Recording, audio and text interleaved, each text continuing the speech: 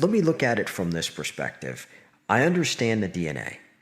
Let's take a group of kids who were from however way we want to frame it, underprivileged. They don't have access to this stuff. Yet somebody wants to give them a chance and wants to expose them that, hey, you're young, you're talented, whether or not you have the DNA. Here's an approach to see the world. Look at the world from truth. Don't look at the world from all the things that you hear. Would you look at something like that and a group of kids like that, for example, as having the remotest of possibilities to change? Yes. To seek truth? Well, I don't think it would be a change. I think it would be there. You would be pouring water on some seeds that might already exist. Okay. So the answer to your question is absolutely.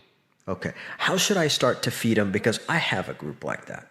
How should I start to water those seeds? You're not going to be able to do it. Can we expose them to some of the work that you do in little tiny glimpses, or have them, I have feed them some of the discourses, and some of them look at me and say, hey, wow, this is amazing, but feed me. What do I do next? So the more serious that someone is, keep in mind they're kids. I think they're all under 17 or 16 or something like that. The more serious that someone is in guiding someone, the less they will preach to them. The more serious someone is, the less they will answer their questions.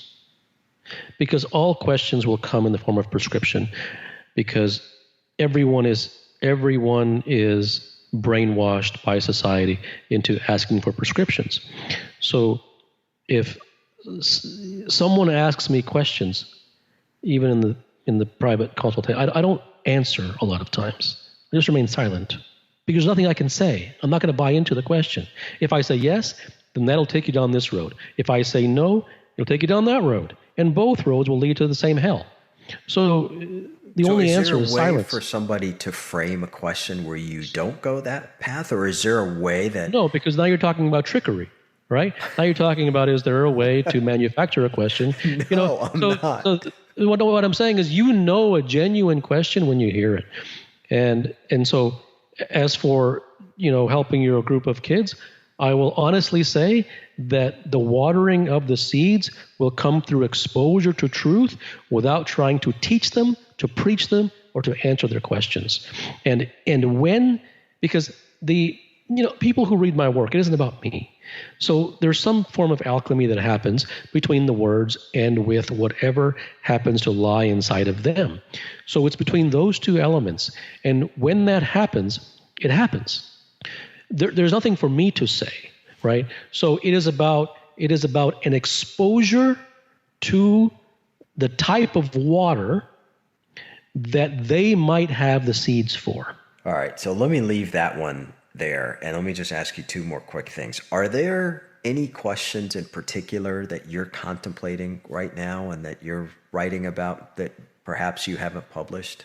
There's so much stuff. I don't know where to begin. I mean, I don't know. Was there one this week that No, it's never like that. It's never like that.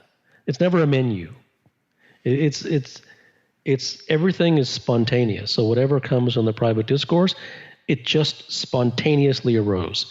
It wasn't something that I planned to do. The questions are, whatever they are, they're always relating to the truth. What is the truth about this situation? What is the truth about arriving at this? It's always about an arrival. It's always about getting to the complete indivisible nucleus of the cell. So when a question like that arises, and you don't have to give me the question, do you just start to write, or do you sit on it? I write when things arise, and there's a desire to explore it. And the writing is the exploration. And the desire to explore opens the gates, and the words come. And then once that's done, do you revisit a similar exploration, or once you do it once, that's it? No, there's no rules. It's whatever arises. Mm-hmm.